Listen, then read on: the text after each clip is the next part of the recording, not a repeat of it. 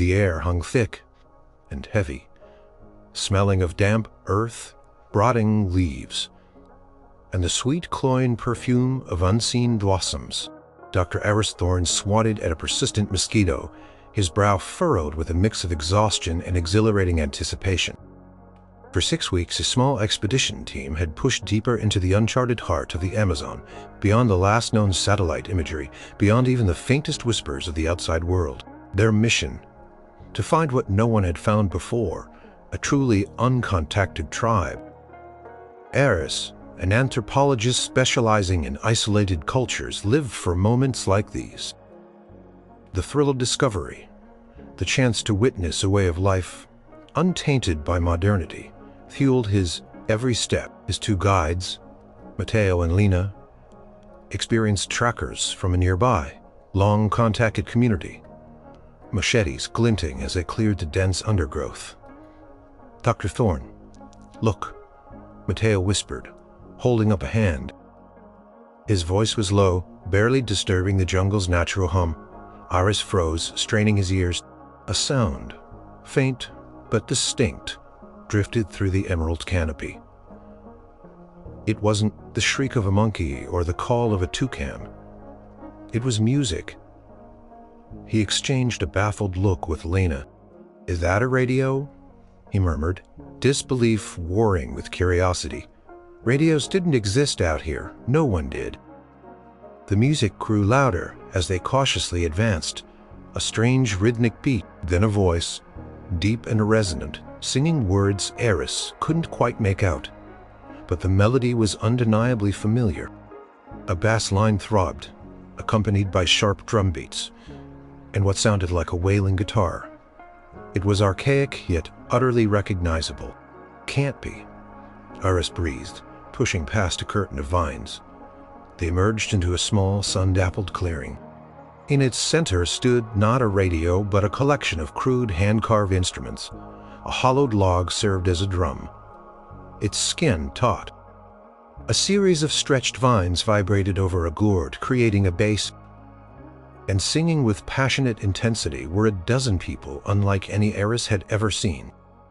Their skin was a deep, warm bronze, their hair thick and black, adorned with vibrant feathers and intricately woven plant fibers. They wore minimal clothing, loincloths for the men wrap around, skirts for the women made from pounded bark. But it wasn't just their appearance that stunned Aris. It was the focus of their devotion. In the middle of their impromptu band, towering over them, stood an idol. It was carved from a single massive tree trunk, crudely painted but unmistakably rendered. The figure was tall, with broad shoulders and a narrow waist. Its face was a stylized mask, but the hair was swept back in an iconic pompadour. A high, stiff collar was painted around its neck, and a belt, thick and ornate, adorned its midsection. One hand was raised as if holding a microphone, while the other was curled into a fist, and painted on its lips a knowing, slightly arrogant smirk. Aris felt his jaw drop. His mind reeled, trying to process the impossible. "Elvis," he whispered, the name a sacred utterance in this bizarre setting. "It's Elvis Presley." The tribe members caught up in their music hadn't noticed them yet. They swayed and chanted, their faces rapt with devotion, their voices mimicking the deep baritone of the distant, impossible song. The music wasn't coming from a recording. It was being performed by them with startling accuracy. Matteo and Lena stared, equally dumbfounded. Lena's hand flew to her mouth, stifling a gasp. The sound intensified. The tribal singers belted out a chorus, their voices blending into a powerful, almost hypnotic chant. Aris, despite himself, found his foot tapping to the rhythm. It was a song he knew, a classic. Could almost hear the English words forming in his mind, though they were sung here in a language he didn't understand. One of the younger men drumming furiously on the log turned his head slightly. His eyes, dark and intelligent, locked onto Aris. The music faltered, then died complete. Silence descended heavy and sudden, broken only by the chirping of insects and the distant squawk of a parrot. Every eye in the clearing turned to Aris and his team, their expressions a mix of surprise, fear, and something else, a deep, almost reverent curiosity. Aris slowly raised his hands, palms open, a universal sign of peace. He spoke in a low, calm voice, using the few phrases of basic Amazonian dialect he knew, hoping it would be understood. "We come in peace," he said, his voice echoing unnaturally in the sudden stillness. "We mean no harm." The chief, a stern-faced elder with feathers woven into his long beard, stepped forward. He carried a staff carved with symbols. Aris couldn't decipher, but at its top, gleaming faintly, was a small, polished piece of what looked like plastic, and on it, though faded, was a familiar stylized EP logo. The chief's eyes, ancient and wise, scanned them. Then slowly they fell upon the Elvis idol, pointed his staff at the carved figure, then back at Aris, as if asking a question. Aris, heart-pounding, knew this was the moment. The first contact, but it was unlike anything he could have ever imagined. He had come prepared for cultural differences, for linguistic barriers, for the challenges of the unknown. He had not, however, come prepared for the king of rock and roll to be worshipped as a god in the Amazon rainforest. He took a deep breath, trying to calm his racing thoughts. A ripple went through the tribe. Then the chief slowly, almost imperceptibly nodded. A moment of tense silence stretched. Then from the chief came a single, deep, resonant word. "The king." And Aris knew, with a certainty that both thrilled and terrified him, that his expedition had just taken a turn into the truly extraordinary. The air in the village was a tapestry of smells, wood smoke, roasting plantains, and the damp earth. Dr. Aris Thorne felt like he was walking through a dream, or perhaps a bizarre fever. After that initial startling encounter, Chief Kael, the elder with the wise eyes and the EP staff, had motioned for them to follow. Aris, Mateo, and Lena had entered the village of the Tupari, as the tribe called themselves, with a mixture of awe and trepidation. The village was a collection of large circular huts, made from woven palm fronds and timber arranged around a central clearing. In the very middle of this clearing, dominating the space, stood another, even larger and more intricate carving of their god. This one was adorned with real feathers, painted in vibrant blues and reds, and its eyes, made of polished river stones, seemed to glitter in the filtered sunlight. This was clearly the main temple, the heart of their unique faith. The Tupari were cautious, but not hostile. Children, their bellies round and their eyes wide, peeked from behind their mothers' legs. Women hushed them gently, their gazes fixed on the newcomers. Men, armed with spears tipped with obsidian, remained watchful, but their stances were relaxed, not aggressive. Chief Kael led them to a small, empty hut on the edge of the clearing and gestured for them to enter. "You are guests," he said in his deep, resonant voice, his language a melodic string of sounds that Aris slowly began to grasp. "The king has sent you." Aris exchanged a glance with Mateo, who looked as perplexed as he felt. "The king sent us," Aris repeated, trying to understand. Kael nodded. "His songs echo in the wind. We heard them, even before we saw you, a sign." Aris was fascinated. They associated the very presence of outsiders with their deity. This was a level of integration and belief he hadn't anticipated. Over the next few days, Aris and his team became immersed in the Tupari way of life. They were given food, delicious, roasted fish, sweet fruits and root vegetables and water. The Tupari observed them constantly, but with a respectful distance. Aris, in turn, spent hours observing them, taking careful notes discreetly so as not to seem disrespectful, and drawing sketches. Everywhere he looked there were symbols of their unique god. Smaller carvings of the king adorned the entrance to huts. Children wore tiny, intricately woven bracelets with the silhouette of a pompadour. Even the patterns woven into their baskets subtly resembled lightning bolts and starbursts, motifs Aris recognized from Elvis's iconic stage costumes. The most striking aspect was their music. At dawn and dusk, and often throughout the day, the Tupari would gather around the central idol. They would play their homemade instruments, bamboo flutes, cord shakers, the log drums, and the vine harps, and they would sing, Their songs were not in English, but the melodies were unmistakably Elvis. Hound Dog, Jailhouse Rock, Can't Help Falling in Love. Suspicious Minds, Aris recognized them all, transformed, imbued with the tribal rhythms and chanted lyrics. The Tupari performed these songs with a devotion that was palpable. Their voices strong and harmonious. When they sang, their faces lit up, their bodies swayed, and they seemed to channel the raw energy of the original performances. One evening, as the sun dipped below the jungle canopy, painting the sky in fiery hues, Aris sat sketching near his hut. A young woman approached him cautiously. She was perhaps 17 or 18, with bright, intelligent eyes and a curious smile. She carried a basket of wild berries. "You like our songs?" she asked in surprisingly clear. If slow tribal dialect, her name, he'd learned, was Liana. Aris asked gently, trying not to sound too eager. This was the question that burned brightest in his mind. Liana looked at the central idol, her eyes shining. Long ago, when the sky roared and the trees fell, the king came not like you from the paths of men, but from the heavens themselves. Aris's mind immediately jumped to the obvious. A plane crash. It was the only plausible explanation for how something so distinctly Elvis could have reached such a remote place. He fell from the sky. Aris prompted.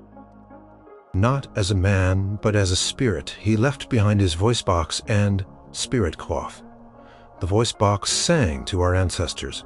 It taught them the songs. The spirit cloth showed them his face. Aris's anthropologist brain, word, voice box, likely meant a record player, perhaps even a portable one with built-in speakers. Spirit cloth could be a poster, a photograph, or even a piece of clothing with his image. "Can you show me these things?" Aris asked, his voice carefully neutral. Liana hesitated, then shook her head. "They are sacred, held in the deepest part of the king's temple. Only Chief Kael and the elders may touch them. They are too powerful for ordinary hands." Aris understood. These were their holy relics, the foundation of their entire belief system. To demand to see them would be deeply disrespectful. "I understand," he said. He watched as Liana hummed a soft, familiar melody. "Love Me Tender." She hummed it with a sweet, pure tone that brought a strange lump to Aris's throat. He realized then that this wasn't just a quirky anomaly. This was a profound and deeply ingrained faith. For the Tupari, Elvis Presley wasn't just a singer. He was a benevolent deity, a source of guidance, comfort, and strength. Their lives revolved around his rhythms, his image, his perceived wisdom. As the last light faded from the sky, and the jungle chorus began its nightly symphony, Aris felt a strange mix of emotions. Awe, respect, and a growing sense of responsibility. He was witnessing a living, breathing testament to the power of culture, of myth, and of an improbable connection across continents and centuries. He wondered with a shiver how deeply this king had woven himself into the very fabric of their existence. Days turned into weeks. Aris and his team settled into a rhythm, living alongside the Tupari. Lena, with her calm demeanor and practical skills, helped the women gather food and weave. Mateo, a skilled hunter, joined the men on their expeditions, learning their tracking methods and sharing his own. Aris, meanwhile, dedicated himself to understanding the core of their unique faith. He spent hours conversing with Chief Kael, patiently piecing together the fragments of the Tupari's history and their encounters with the king. Kael was a patient teacher, his voice a low rumble, his eyes sparkling with ancient wisdom. He often spoke in parables, weaving stories that were rich in metaphor and tribal lore.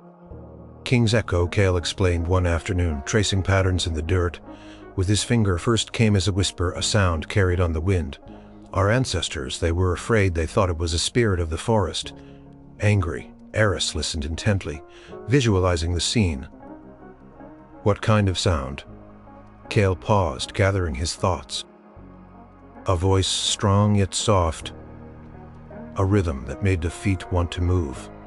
It came from a fallen star, they believed, a great metal bird that crashed in the mountains far beyond our hunting grounds. A plane crash. Aris felt a jolt of recognition. This was it, the origin story. The elders of that time, Kael continued, they were brave. They followed the sound. It led them to the place of the roaring sky. He pointed north, vaguely. There they found pieces of the metal bird, and among them the voice box, a small dark thing, but it still sang even after the fall. Aris imagined a portable record player, perhaps battery-operated with a few records somehow surviving. The impact, the batteries, if they lasted, would have been a miracle, or maybe a wind-up one, or maybe the tribe found a way to power it after initial discovery. And the spirit cloth? Aris asked, remembering Liana's words. Kael's eyes took on a faraway look. A flat, stiff piece of tree bark, but it showed his face, clear as the moon on a calm night. The elders saw his eyes, his smile. They saw his strange, shimmering clothes. Aris pictured a Pionk album cover, or perhaps a large laminated photograph. The shimmering clothes could be a sequin jumpsuit iconic to Elvis's later career. They brought these sacred things back to the village. Kael continued. The voice box they learned to listen to. The spirit cloth they showed to all. The songs taught them new rhythms, new ways to move. The face taught them of his power, his strength. He was unlike any god and light. The Tupari, Aris realized, had incorporated Elvis into their existing animistic beliefs, where spirits inhabited objects and phenomena. He wasn't replacing their old gods. He was a new, powerful addition, a manifestation of the modern world, interpreted through their ancient lens. Aris observed their daily rituals. Each morning, before the sun crested the trees, a chosen elder would approach the main Elvis idol. They would chant not in English, but in Tupari, words that spoke of strength, joy, and the guidance of the king. They would offer him fruits and flowers, placing them at the idol's base. The most fascinating ritual was the dance of the pelvis. Young men adorned with feathers and body paint would gather and perform a series of fluid, hip-swaying movements that were unmistakably inspired by Elvis's iconic stage presence. It wasn't a crude imitation. It was a stylized artistic interpretation, full of grace and power. The women would clap and sing, their voices creating a rhythmic counterpoint. Aris found himself captivated. He even tried a few of the dance steps in the privacy of his hut, much to Lena's amusement. He realized that this wasn't just worship. It was a celebration of life, of rhythm, of the joy that the king's music had brought to their isolated world. One afternoon, Aris was sketching the intricate patterns on a woman's woven skirt when Liana approached him again. She held a small, smoothly polished river stone. "This is from the place of the roaring sky," she said, offering it to him. It felt his touch. Aris took the stone. It was unremarkable, but its significance to Liana was immense. "Thank you, Liana," he said. "King's heart beats in our village," Liana continued, her voice soft. "He makes our crops grow. He keeps the jaguars away. He brings us happiness." Aris looked at the content, peaceful faces of the Tupari. Their lives were simple, but they were rich in community, in tradition, and in a shared faith that clearly brought them great comfort. He saw no signs of disease, no internal conflicts. They were a thriving, harmonious community. He thought of the outside world, of its complexities, its stresses, its often empty promises. Here, in the heart of the Amazon, a simple faith in the king had blossomed, providing a spiritual anchor for a people who had never known his fame, his struggles, or his eventual fate. The more he learned, the more Aris felt a profound sense of wonder. This wasn't just an anthropological curiosity. It was a human story of adaptation, of meaning-making, of finding divinity in the most unexpected of places. The scientific part of his brain still grappled with the absurdity of it all, but another part, a deeper, more human part, found itself touched by the Tupari's pure, unwavering devotion. He began to see the king not as a pop icon, but as a symbol of hope and unity, a symbol that had transformed the lives of this lost tribe. And Aris realized with a growing sense of responsibility that he was now a guardian of their extraordinary secret. The story of how Elvis Presley became a god in the Amazon was a layered narrative, pieced together over many conversations with Chief Kael and other elders. Aris dedicated himself to understanding every nuance, every myth, every interpretation. He learned that the Heartbreak Hotel history, as he internally dubbed it, wasn't just about a physical object, but about the profound impact it had on a people. It was during the time of the Great Storm, Chief Kael began one particularly humid afternoon, as they sat under the shade of a massive kapok tree. The sky cried for many days. The rivers rose, and then the roar came louder than any jaguar, any thunder. The chief's description painted a vivid picture of a catastrophic event, probably a major storm that disoriented a passing aircraft. A metal bird, Kael continued, blasted through the clouds. It struck the tallest peaks of the Serpent Mountains. Far to the west, my grandfather's grandfather, a young hunter then, saw the smoke rise. For many sun crash theory, this was the logical entry point for the Elvis artifacts. The other, the spirit cloth, a stiff, square leaf with the face of a man, eyes that pierced the soul. Aris imagined a portable Pimuck record player, perhaps a battery-powered model, and a record album cover. The fact that they survived unharmed suggested they were either incredibly lucky or the tribe's storytelling had embellished the details over generations. He leaned towards the latter. It fit with how myths often evolved. The hunters brought them back, Kael continued. Fearful, but also curious, they placed the voice box in the center of the village for many days. Nothing. Then one young woman, bolder than the rest, touched it, and a sound emerged. Aris pictured the moment, the crackle of a needle on a record, then the opening chords of an Elvis song. The tribe, hearing such a sound for the first time, would have been utterly mystified, perhaps terrified, then captivated. They called him the King of Songs, then simply the King. Why the king? Aris asked gently. Kael smiled, a rare, warm expression. Because his presence demanded it, he was above all others.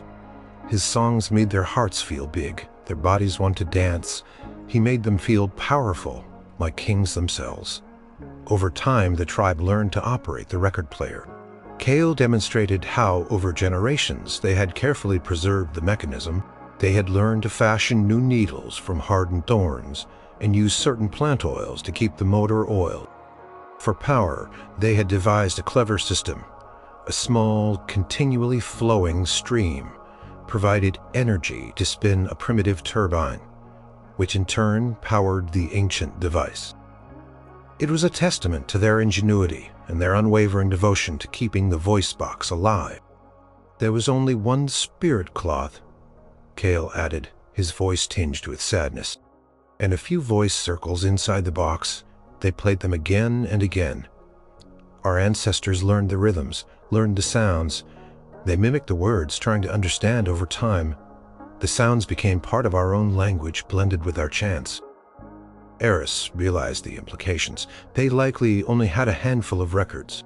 This explained why a relatively small selection of Elvis songs formed their entire musical repertoire. Those chosen few songs had been etched into their cultural DNA. What happened to the original record player and records? Aris asked. Kael pointed to the main Elvis idol in the village center. They are hidden beneath the stone base of the king, too sacred to be touched, except by the chief, and only during the most important ceremonies. They are the heart of the king's power. Aris was awestruck by the sheer audacity of this belief system. An entire culture built around a few buying of records and an album cover interpreted as divine gifts. It wasn't just a story, it was a living, breathing testament to how human beings create meaning and find connection in the face of the unknown. He realized the danger of his mission. To reveal the truth that Elvis was a human singer from a distant land would be to shatter their faith, perhaps their entire societal structure. He couldn't do that. His job wasn't to deconstruct their beliefs, but to understand and respect them.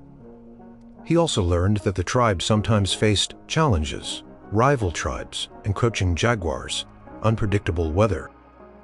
In these times, the tribe would gather around the idol, sing the king's songs, and ask for guidance. And according to Kael, help always came. Sometimes it was a change in the wind, sometimes a sudden downpour, sometimes an unexpected discovery of food. To the Tupari, these were all manifestations of the king's benevolence. Aris found himself feeling a strange protectiveness over this belief. It was beautiful in its simplicity, its purity. It filled him with a warmth he hadn't expected. He had come to study a lost tribe, but he was finding himself slowly, irrevocably, falling under the spell of their king. And in the silence of the jungle nights, he sometimes hummed those familiar tunes, feeling a connection to this improbable god that transcended scientific understanding. Aris Thorne was a man of science. His entire career had been built on observation, analysis, and critical thinking. He sought evidence, not faith. Yet here he was, in the heart of the Amazon, increasingly drawn into a narrative that defied every rational bone in his body. The skeptic symphony that played in his mind was a constant battle between what he knew to be true and what he was witnessing. On one hand, he could logically explain everything: a plane crash, a record player, a fuel piece, an album cover, an isolated tribe having no other frame of reference, interpreting these objects as divine gifts and the figure on the cover as a powerful deity. It was a fascinating case study in syncretism and myth-making. Could write a groundbreaking paper on this, a thesis that would redefine anthropology. But then, he would watch them. He would see the genuine devotion in their eyes as they sang, "Love Me Tender." In their own tongue, their voices filled with heartfelt emotion. He would see the raw joy in their faces during the dance of the pelvis, a dance that was not just a performance, but an act of worship. He would witness how the community relied on the king for solace in times of trouble, for guidance, for their very sense of identity. He saw the peace in their lives. No wars, no internal strife, a strong community bond. Could it be that this manufactured deity, this accidental god, brought them more happiness than many established religions brought to the civilized world? Leanna became his frequent companion. Her curiosity was boundless, and her questions often challenged his assumptions. She taught him more of the Tupari language, explaining the nuances of their words and the deeper meanings behind their rituals. "Why do you write in your strange book?" Leanna asked one afternoon, watching him sketch the details of the main idol. "To remember," Aris replied. "To understand, to share what I learn with others who don't know your ways." Leanna nodded slowly. "King gives us understanding through his songs. Does your book sing?" Aris smiled. "No, Leanna, my book only holds words, but perhaps when others read them, they will hear a song in their hearts." He found himself spending more and more time observing their reverence for the king. He noticed that when a child was sick, the parents would take them to the idol, gently lay their hand on its carved foot, and softly hum one of the king's healing melodies. When hunters prepared for a journey, they would sing Jailhouse Rock, not as a song about prison, but as a chant for strength and overcoming obstacles. It was this deep functional integration of Elvis into every aspect of their lives that truly moved Aris. He wasn't just a figurehead. He was a living, breathing part of their daily existence, their spiritual guide and protector. One evening, Aris sat with Chief Kael by the central fire, the stars a dazzling canopy above them. The air was filled with the gentle strumming of a vine harp and soft singing. "Your people, they have many kings?" Kael asked, looking up at the sky. Aris hesitated. "We have many leaders," chief. But only one king of music. Kael looked at him, his wise eyes twinkling. Then your king is truly powerful to reach so far from the sky to our humble village. He must be greater than any of your leaders. Aris couldn't argue with that. In a way, Kael was right. Elvis Presley's impact on this tribe was far more profound than any politician or ruler could ever hope to achieve. He had united them, given them a common purpose and a shared identity. The skepticism in Aris's mind didn't disappear entirely. The scientist in him still analyzed, questioned, sought empirical data. But it was increasingly overshadowed by a growing respect, even affection, for the Tupari and their unique faith. He found himself feeling a warmth he hadn't experienced in years. A sense of belonging that was both unexpected and comforting. He was beginning to see the king, not as a mere pop star, but as a conduit. Conduit for the Tupari's deepest hopes and fears, a symbol of resilience and joy. He realized that for them, it wasn't about the historical Elvis Presley, the man from Memphis. It was about their king, the divine spirit who had come to them from the heavens, bringing music and light. And Aris, the pragmatic scientist, found himself in the quiet moments humming along to the familiar yet utterly transformed melodies. He wasn't worshiping, no, but he was respecting. And in that respect, a bridge was being built connecting his world to theirs, across the vast and improbable chasm of a shared yet entirely different king. He wondered if just perhaps his heart was starting to fall in love with their way of life. The peaceful rhythm of village life was abruptly shattered one morning. The usual dawn chorus of birds was replaced by a guttural shout, followed by the frantic barking of dogs. Aris, startled awake, scrambled from his hut. A group of Tupari men, their faces grim, were gathered at the edge of the clearing. Chief Kael stood among them, his expression etched with worry. Liana rushed up to Aris, her eyes wide with fear. "Loggers," she whispered, pointing towards the faint distant sound of chainsaws. "They come closer. They cut the sacred trees, the ones that shelter the king's song." Aris felt a cold dread settle in his stomach. Deforestation. It was the constant encroaching threat to all Amazonian tribes. He had hoped this tribe was too deep, too remote, to be touched. He had been wrong. The sound grew louder throughout the day. A relentless buzz that tore at the jungle's tranquility. The Tupari became visibly agitated. They gathered around the main Elvis idol, their singing this time not joyful but filled with desperate pleas. They brought offerings imploring the king to make the chainsaws silent, to turn the outsiders away. Chief Kael approached Aris, his usual calm demeanor replaced by a palpable anxiety. "The king will protect us," he stated, but his voice lacked its usual conviction. "He has always protected us." Aris knew the king wouldn't stop chainsaws. This was a physical threat, one that required action, not just prayer. His scientific mind kicked in, overriding the contemplative anthropologist. He was no longer just an observer. He was a guest, a friend. He had to help. "Chief," Aris said, his voice firm. "The king gives us strength, yes, but sometimes we must use that strength. We must act." Kael looked at him confused. "What action can we take against the iron beasts that tear the forest?" "We can make them leave," Aris replied. He had a satellite phone, solar-powered for emergencies, kept strictly hidden to maintain the uncontacted status. It could call for help, but that would mean revealing the tribe to the outside world, a choice he wasn't ready to make. Not yet. There had to be another way.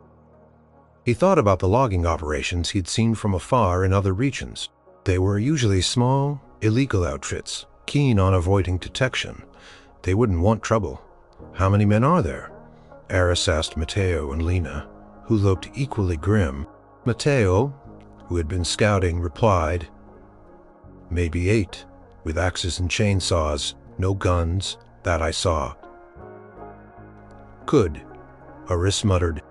"Lena, Mateo, can you show me where they are without being seen?" Lena hesitated. "It is dangerous, Aris. They are not like us. They do not respect the forest.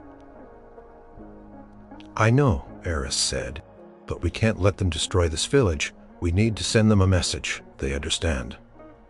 He spent the rest of the day strategizing. He knew direct confrontation was out. The Tupari were not warriors in the conventional sense. They were a peaceful people, but they were resourceful. That night, as the distant thrum of chainsaws echoed through the trees, making sleep impossible, Aris presented his plan to Chief Kael. King has given us this jungle. We will make it uninviting for the loggers. He proposed a series of non-violent deterrents. They would create false trails leading to dead ends, to swampy areas, or to patches of stinging nettles. They would set up noisemakers, hollow gourds filled with pebbles, rigged to fall and create loud clatter when triggered by movement.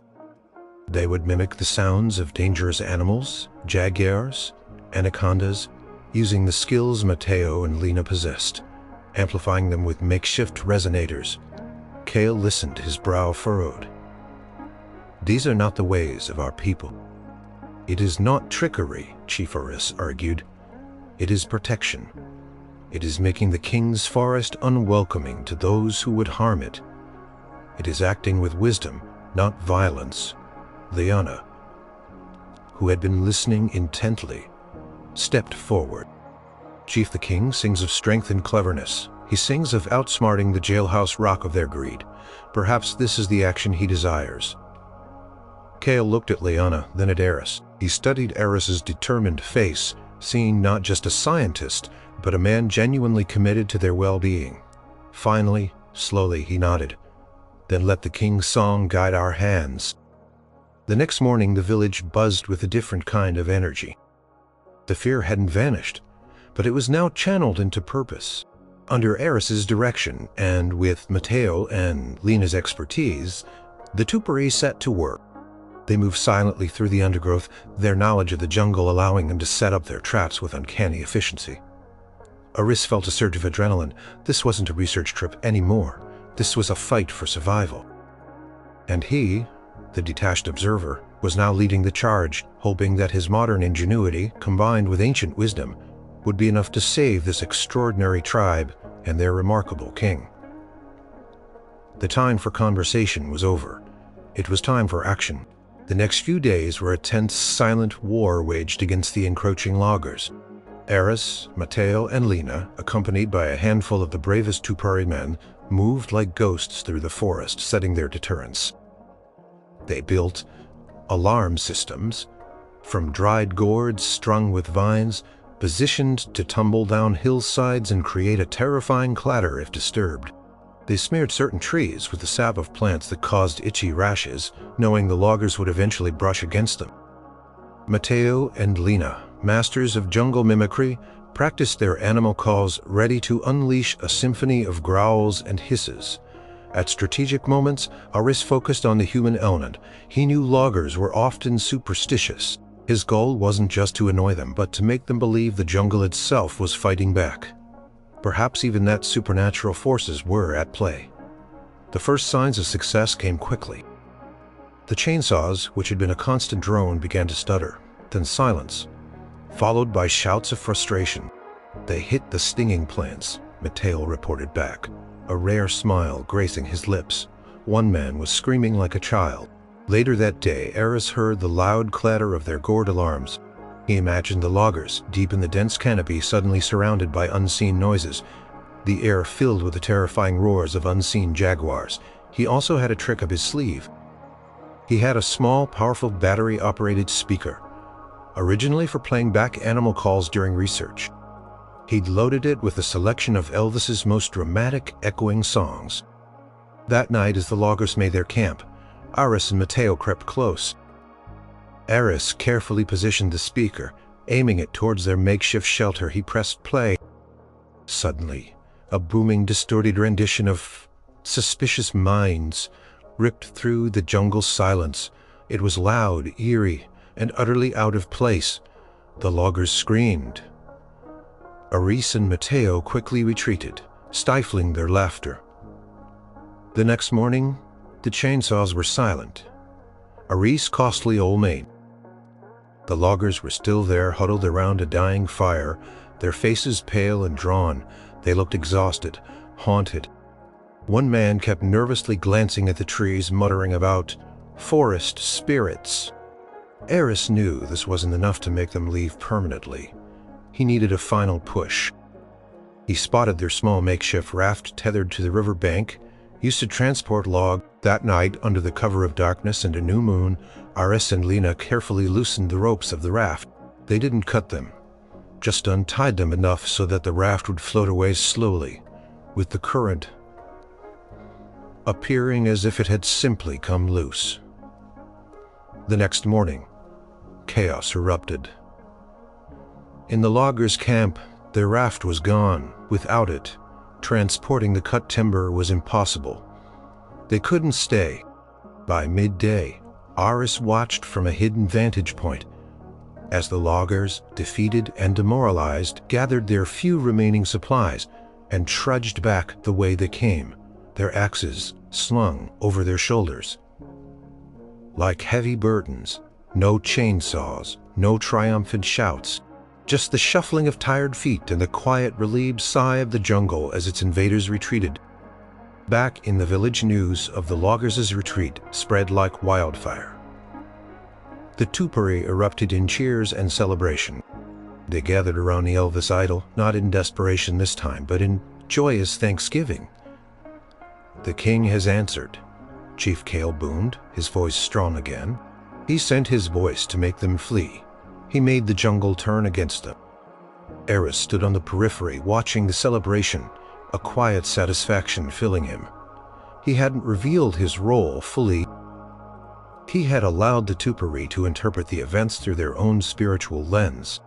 After all, wasn't it true that the king's songs had indeed been part of the deterrence? And hadn't the jungle, which they believed was protected by the king, seemingly turned against the invaders? But some of the tribe members looked at Aris differently. Liana, her eyes full of understanding, approached him. "You showed us how to use the king's wisdom.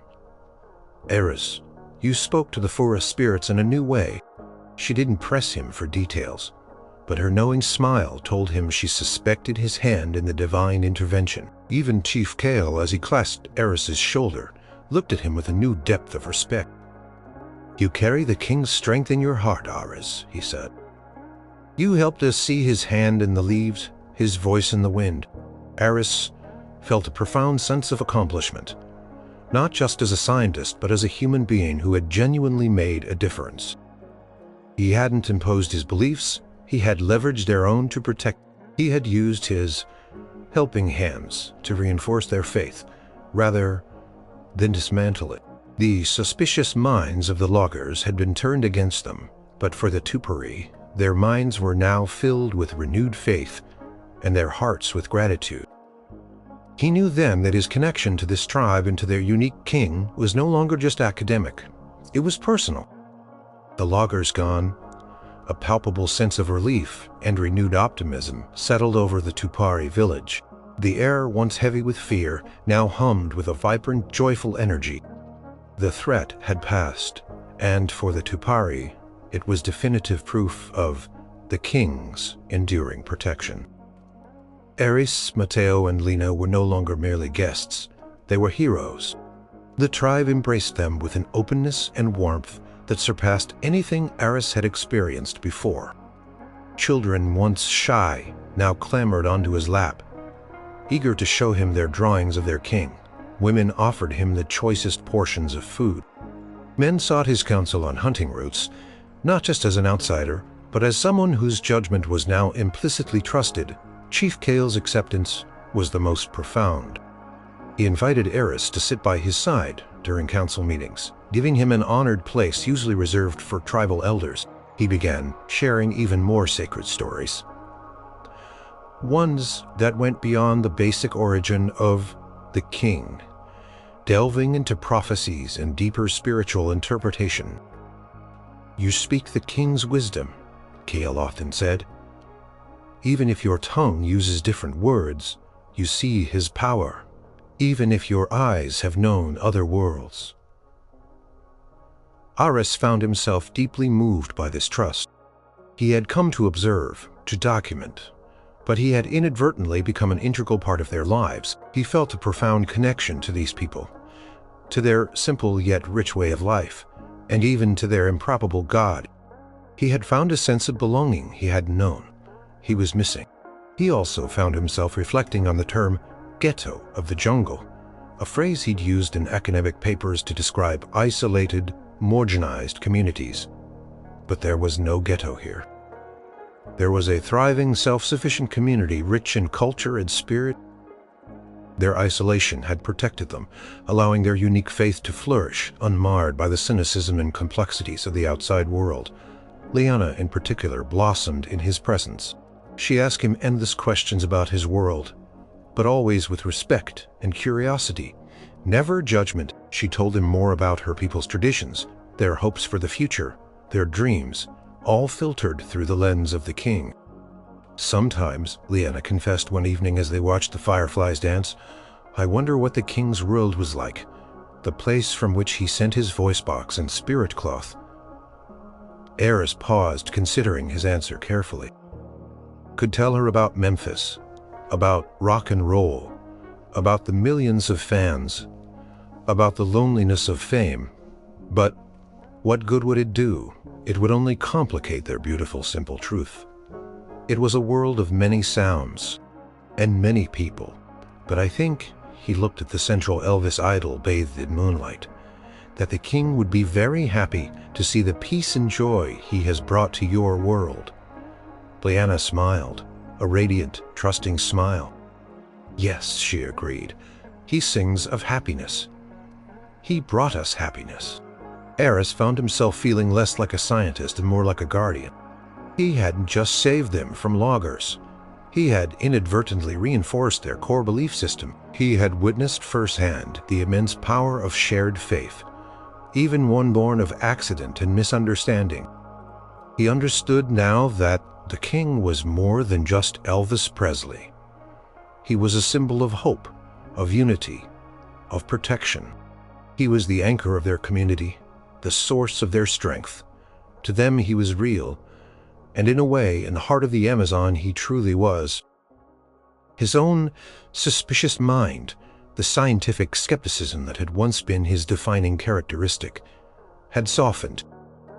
It hadn't disappeared, but it had made room for something else: awe, respect, and a profound appreciation for the human capacity to create meaning and beauty in the most unexpected of circumstances. He thought about the scientific report he would eventually write. It wouldn't be just a dry academic treatise. It would be a story of a lost tribe, an accidental god, and the surprising ways in which humanity finds its spirit. He would have to choose his words carefully to protect their secret, to ensure their continued isolation. If that was the path he chose, as he drifted to sleep each night, the soft chanting of Elvis melodies sung in the Tupari tongue became a lullaby. He wasn't just observing trust, he was experiencing it. He wasn't just studying a community, he was becoming part of it. And in that quiet jungle sanctuary, surrounded by the rhythm of the king's endless echo, Aris Thorne finally felt truly at home.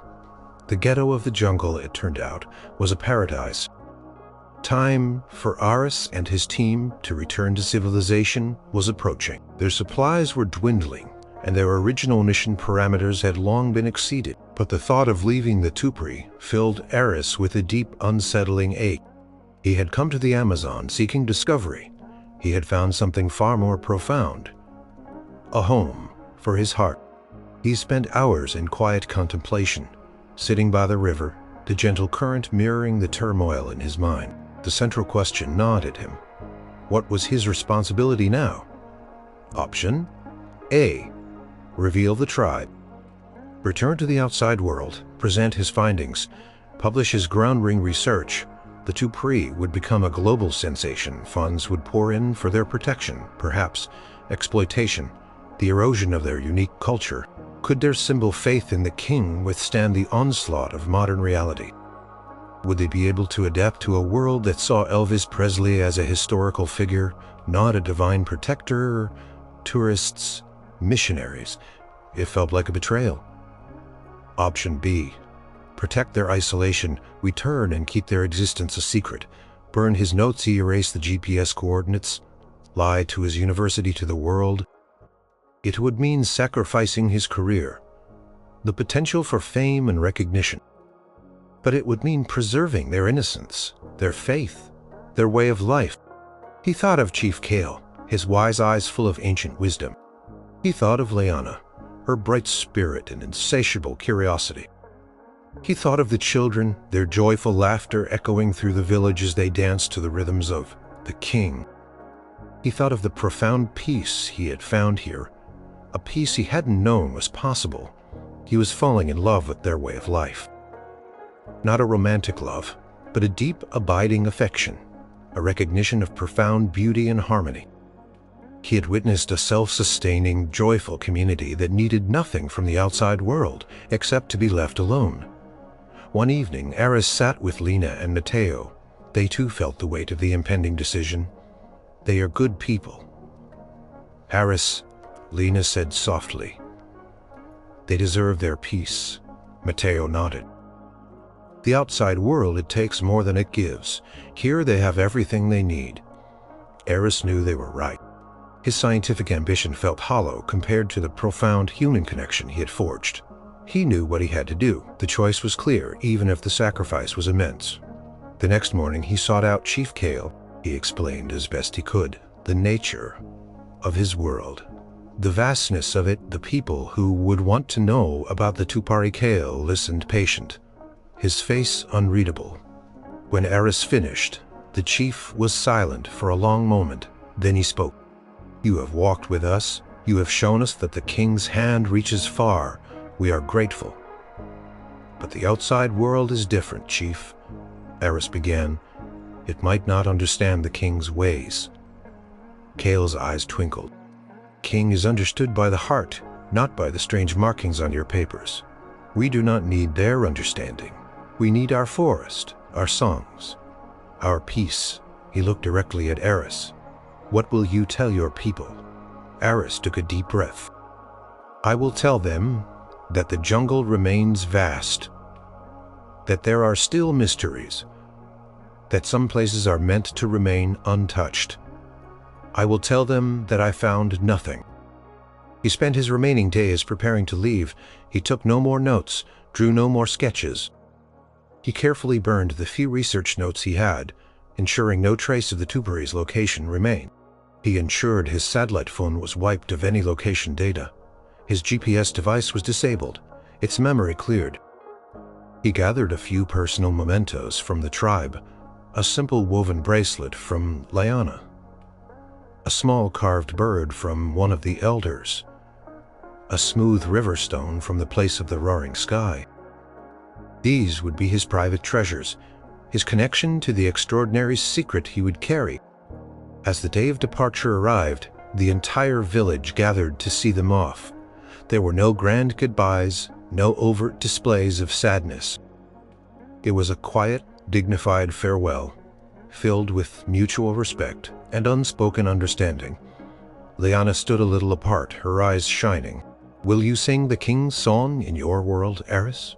She asked softly. Always, Liana, he promised. Always.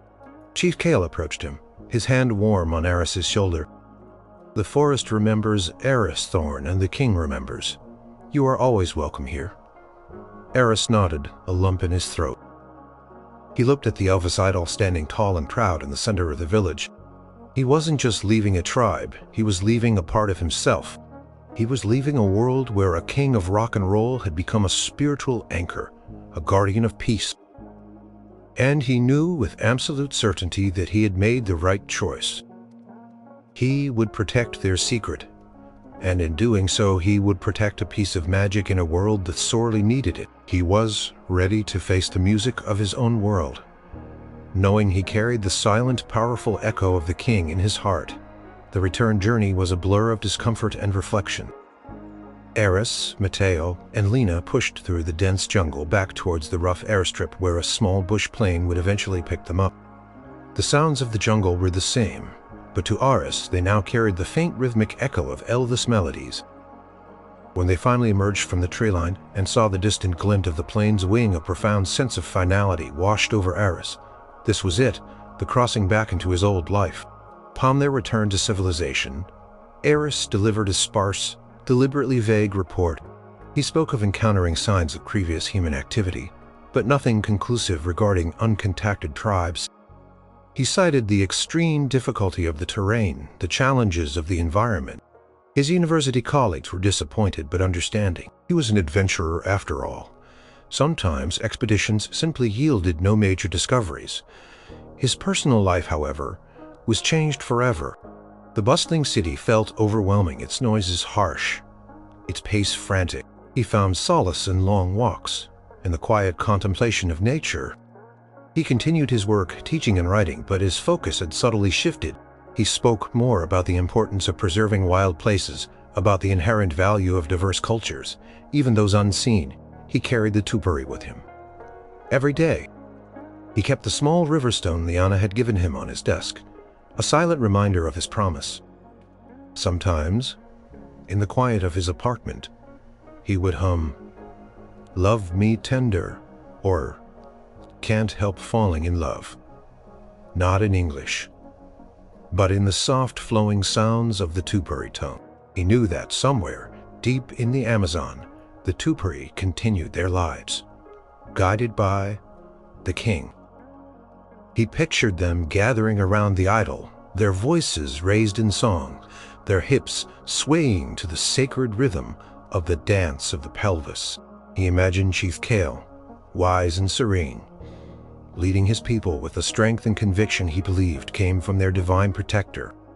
Pictured Liana growing into a strong, intelligent woman, teaching the younger generation the songs and stories of the king.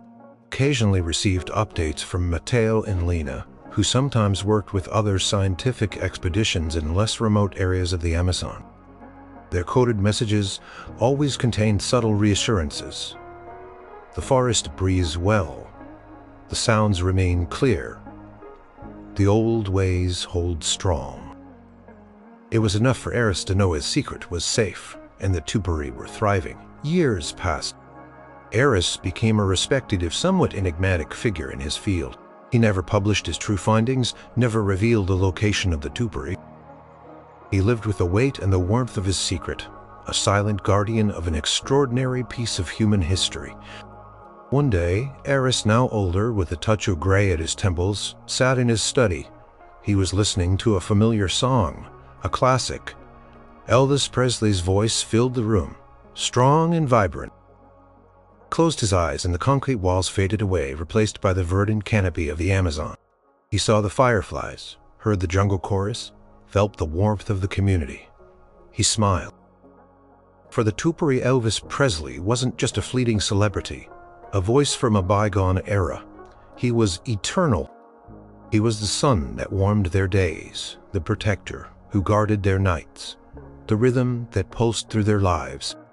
He was their very own king of rock and roll, enshrined as a god in the heart of the world's greatest rainforest. Aris sometimes wondered what Elvis himself, the man from Memphis, would think of his unexpected divinity in the Amazon. Would he laugh, be bewildered, or perhaps, Aris mused, a little proud?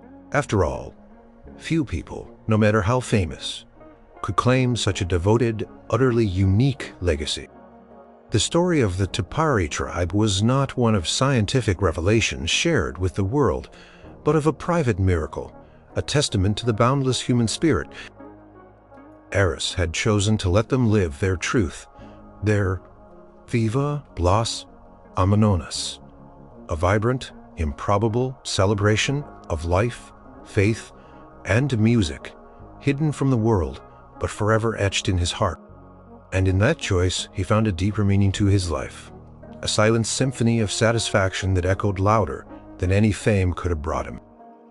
Jungle kept its secrets, and Aris kept theirs forever, bound to the king who reigned supreme in the green heart of the world.